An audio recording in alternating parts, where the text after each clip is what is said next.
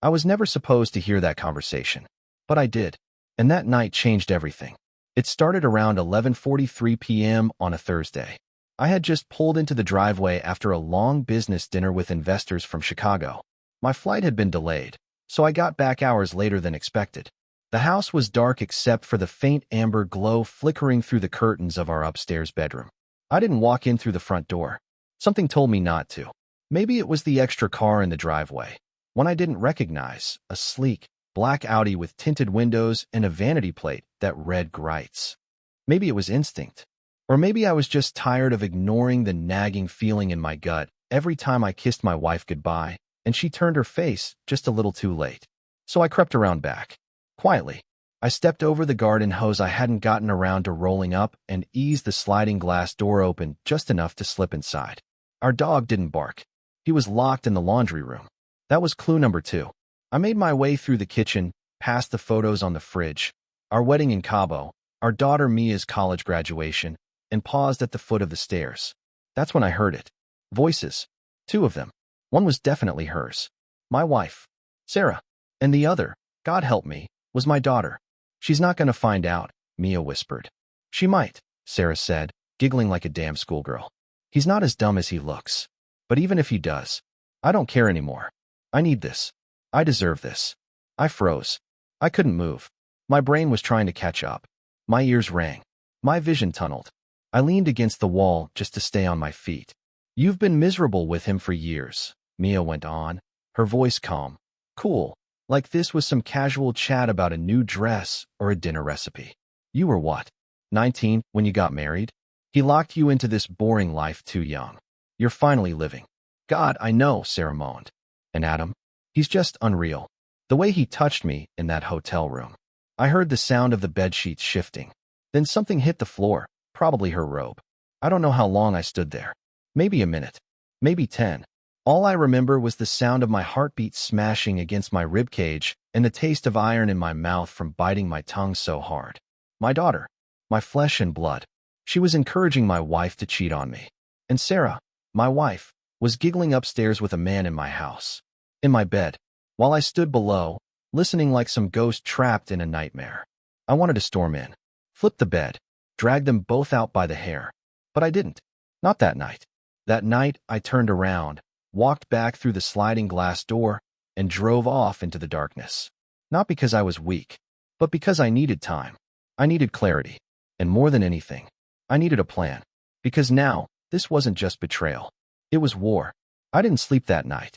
I drove for hours with no destination, just the hum of the engine and my thoughts gnawing at my brain like termites in rotten wood. I kept seeing their faces. Sarah's smirk. Mia's cold encouragement. I had raised that girl. Held her when she scraped her knees. Cheered for her at soccer games. Paid her tuition. And now she was playing wingman to the woman who used to swear she'd love me until death. The sun rose before I even realized I had crossed the state line. I stopped at a gas station in Indiana, splashed water on my face in the dirty restroom, and stared at the stranger in the mirror. Bloodshot eyes. Stubble I hadn't planned to grow. Rage pulsing just beneath the surface like magma waiting to blow. By the time I made it back home that evening, the Audi was gone. So was Sarah. Mia, on the other hand, was in the kitchen, sipping orange juice like nothing had happened. She looked up and smiled when I walked in, like I hadn't just overheard her helping to destroy my marriage. You're back, she said casually. I looked at her for a long second. She didn't flinch. Where's your mom? I asked. Out, she shrugged. Said she's having dinner with Taylor. You know, girl time. I didn't answer. Just walked over to the fridge, pulled out a beer, and leaned against the counter, watching her. Mia looked up from her phone, that same smug smile twitching on her lips. You okay, Dad? That word stung.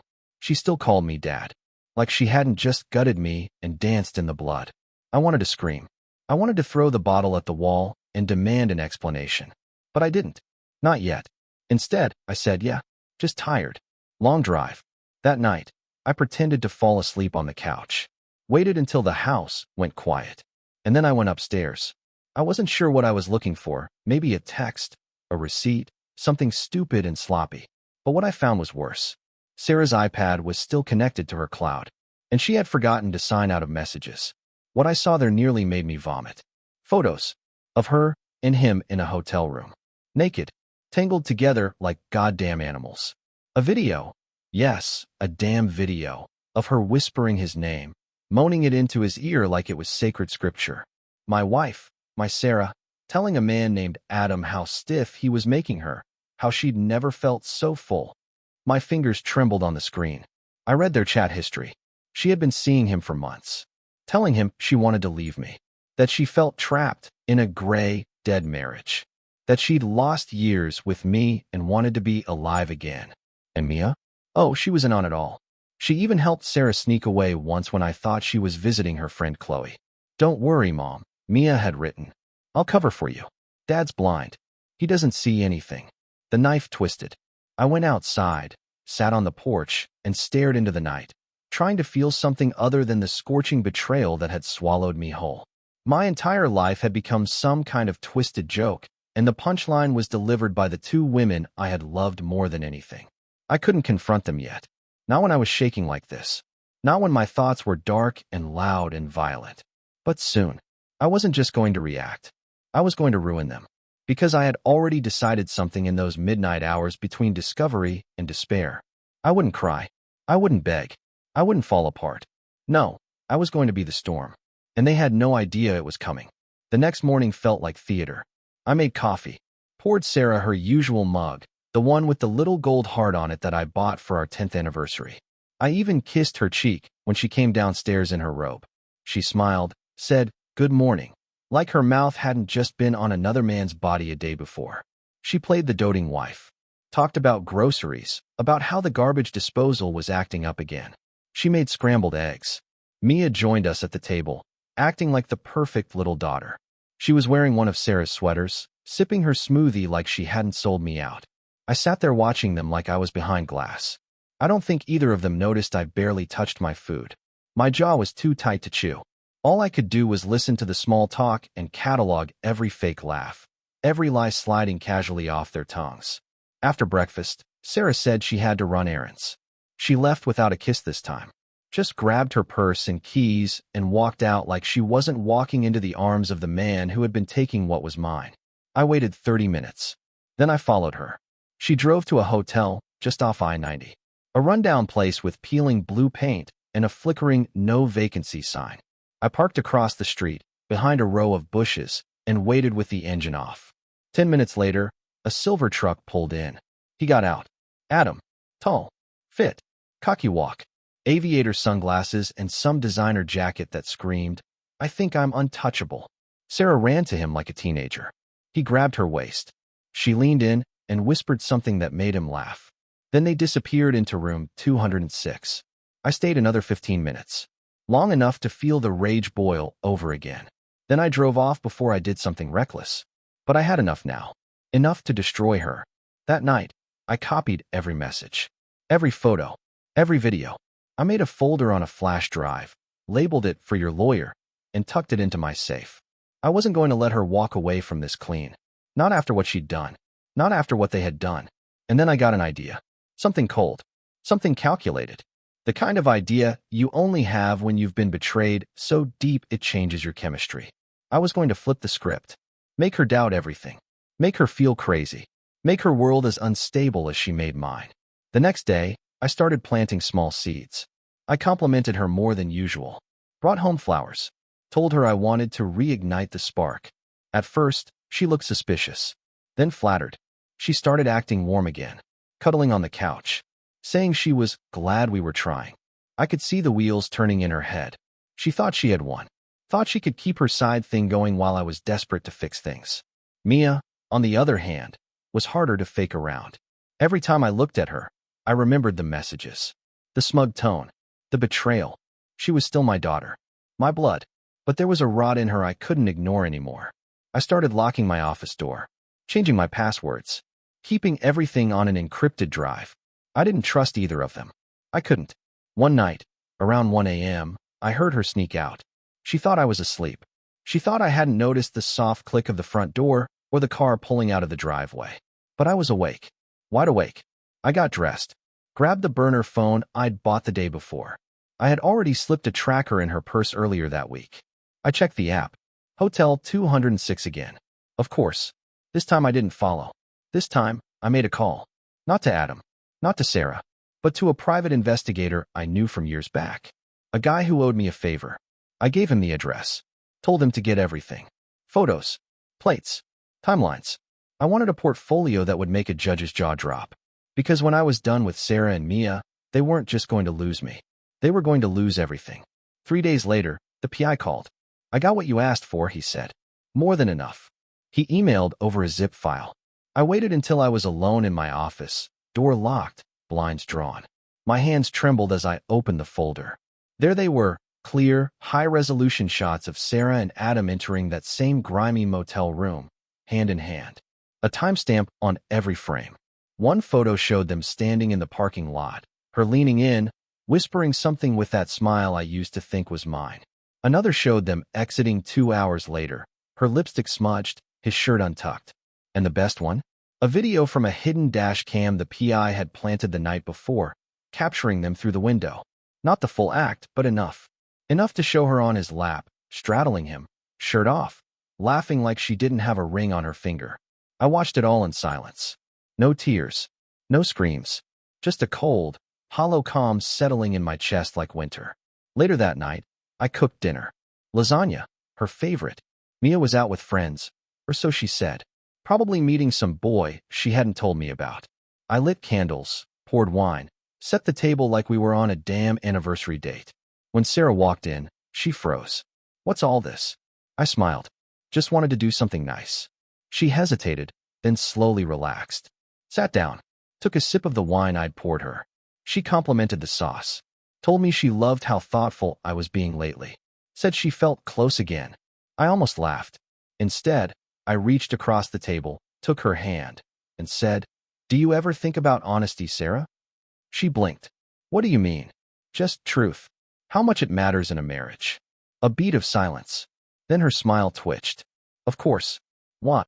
I let go of her hand, stood up, and walked over to the side table, pulled out a thin folder, and dropped it in front of her plate. She looked down, flipped it open. The first page was a printed photo, her and Adam walking into the motel, time-stamped and labeled. She stopped chewing, eyes frozen on the image. Then flipped to the next page. Another photo. Then another. Then a still from the dashcam video. Her mouth opened, but no words came out. I sat back down and looked at her. "Go ahead. Explain it." She pushed the folder away. This isn't what it looks like." "Don't," I said quietly. "Don't insult me by pretending." Tears welled up in her eyes. Real or fake, I didn't care anymore. "I didn't mean for this to happen." "Really? Because it seems like you meant it for a while now." She stood, backing away from the table. "You've been spying on me?" I leaned in. "No, Sarah. I've been watching you betray everything we built. And your daughter, our daughter, helped you." She froze. "You think I didn't know?" I hissed. "I heard you. That night. Upstairs. You were laughing. Mia was encouraging you. She said I was blind. You two really thought I'd never see it, huh?" She collapsed into the chair, hands shaking. I didn't want to hurt you." "Then why did you do it?" "I was lonely," she snapped. "You were always working. Always busy. I needed something. I needed to feel wanted." I stood again, fury boiling just beneath my skin. "So you let our daughter cheer you on while you spread your legs for some clown in a Motel 6? Don't talk to me like that," she shrieked. I laughed. It wasn't a happy sound. More like something breaking. "You don't get to cry now, Sarah. You don't get to play the victim." She looked up at me, mascara streaking down her cheeks. "What are you going to do?" I leaned in, my voice ice. "I'm going to end this marriage. And I'm going to make sure when I walk away, you and Mia are left with the pieces." She gasped. "You wouldn't." "I already have." She ran upstairs crying. I let her go. I sat back down and finished my wine. Slowly, calmly. I wasn't done yet. Because Mia didn't know what was coming. And I was saving the best for her. Mia came home around midnight. I was still awake, sitting in the dark living room, the only light coming from the soft glow of the TV. Not watching, just waiting. Her footsteps were light, like she was trying not to wake anyone up. But I called out anyway. "Have fun tonight." She jumped. "Dad? You scared me." I didn't respond. Just stared at her as she stepped into the room, still wearing that oversized hoodie she always borrowed from Sarah. I could see the nervous flicker in her eyes as she walked closer. "You okay?" I nodded slowly. Yeah, I'm good. Just had a long talk with your mom. She stiffened.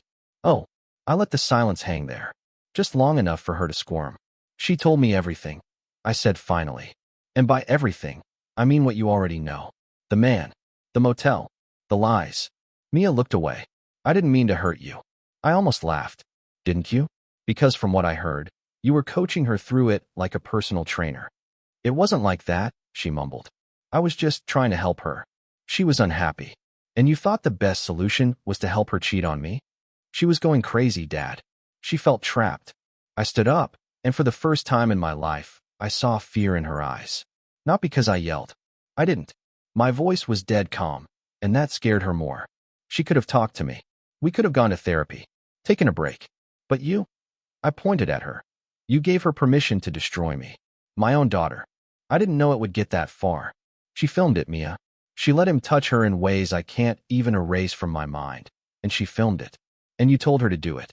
You made her feel like it was okay. She was crying now, arms crossed tight, rocking slightly like she was trying to shrink into herself. I was trying to protect her, she whispered. Then who the hell was protecting me? She didn't answer. I walked over to the cabinet, opened it, and pulled out a thick envelope, tossed it on the table in front of her. She stared at it through tear-filled eyes. What's that? Copies, I said, of the videos, the photos, the messages. One of them's going to your school's ethics committee. The other's going to your mom's parents. They always thought I was the bad guy. Wait until they see who she really is. She took a step back. You're serious. Oh, I'm more than serious. You think betrayal doesn't have consequences? I'm not the type to scream and smash things, Mia. I'm the type that moves in silence and leaves nothing behind. You're ruining everything. No, I said. You ruined everything. I'm just cleaning up the mess. She ran upstairs crying. Good. I didn't follow.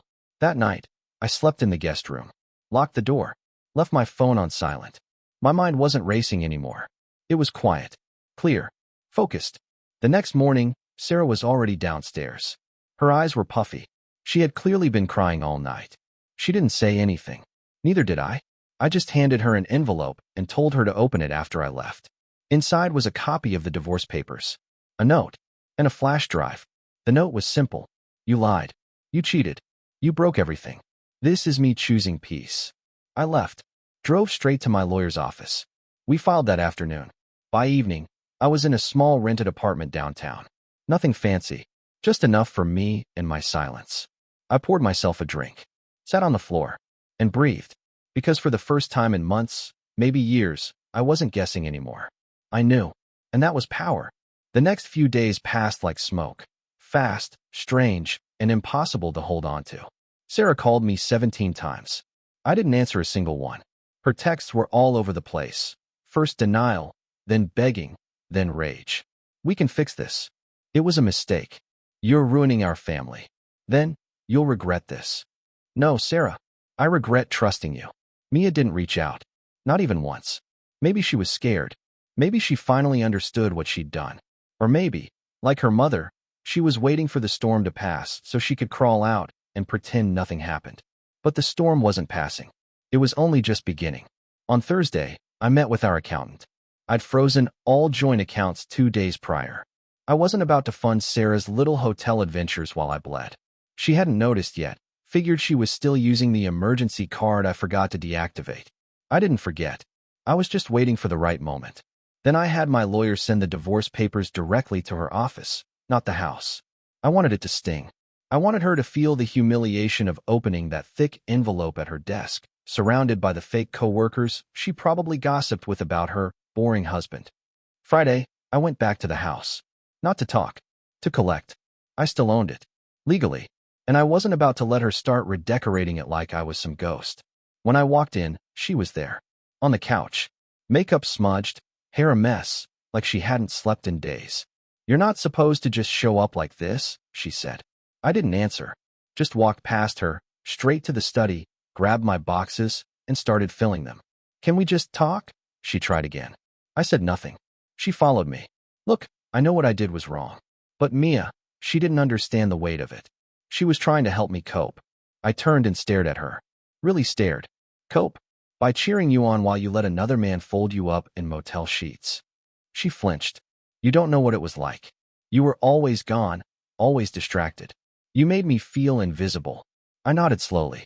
So you fixed it by making me feel worthless. I never wanted to hurt you, she whispered. You did anyway. She wiped her face and reached for my arm.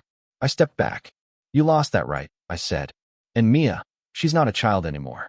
She knew what she was doing. You raised her to lie like you. You both poisoned everything. Her expression twisted into something else, something cold. She's still your daughter. No, I said. She's your daughter. The one who laughed while you betrayed me. The one who called me blind while she held the door open for your affair. She didn't say anything after that. I packed in silence. Took my watches, my grandfather's vinyl collection, a few framed photos that didn't have her face in them. On the way out, I stopped in the doorway. You'll hear from the court soon.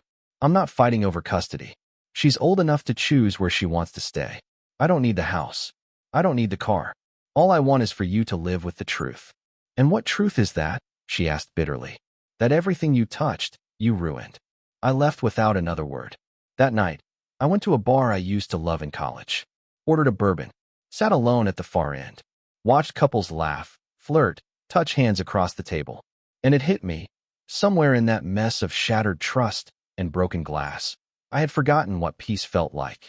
I had been drowning for years, and I didn't even know it until I finally came up for air. For the first time in a long time, I wasn't anyone's husband. I wasn't anyone's fool. I was just me, and I liked the sound of that. A week passed. I didn't answer the door. I didn't return calls. My phone stayed on silent, buried under a pillow, like the old version of me buried under months, years of lies. I walked every morning before the city woke up, drank black coffee, read books I never had time for. I slept better, deeper. No one asking where I was, who I was with, what time I'd be home. No fake smiles. No tension clinging to the air like humidity. On the 8th day, I saw her again, by accident.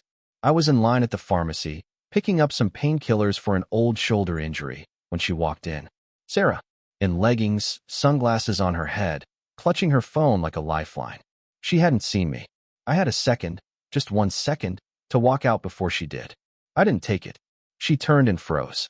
Her expression shifted instantly. Panic, then shame, then something bitter behind her eyes. Hey, she said, stepping closer like nothing had happened. I didn't speak. She dropped her voice. Can we talk? About what? I asked calmly. About us. There is no us. She winced, like I'd slapped her. You don't mean that. I meant it the second you opened your legs for Adam. Her face burned. She glanced around to see if anyone heard. She looked smaller somehow, less composed. The confident woman who once paraded her charm like perfume was now just wreckage. I made a mistake, she said quietly. I was lost. No, I said. You were selfish. I turned away, let her stand there in the awkward silence, unsure of what to do. I finished paying, took my bag, and walked out without looking back. By the time I reached my car, I saw Mia sitting on the hood, just sitting there. I stopped mid-step. She looked up, trying to smile. It was weak, forced, the same look she used to give me when she came home with a bad grade in high school. I figured I'd find you here, she said. Why? I asked. To apologize or to lie again? Her smile dropped. To talk. That's all. I leaned on the side of the car, arms crossed. Say what you need to say. She hesitated. I was wrong. I shouldn't have encouraged Mom. I thought I was helping her escape something toxic, but I didn't realize how much I was hurting you. I nodded slowly. And you didn't stop. Not once. Not when you saw her slipping away. Not when you saw me breaking. Tears welled in her eyes. I didn't know how to fix it. Maybe you can't. I want to, she said. I want to try. I sighed and looked out across the parking lot. You're my daughter. That doesn't go away. But right now, I don't trust you. I don't know you. You sided with her while she tore everything down.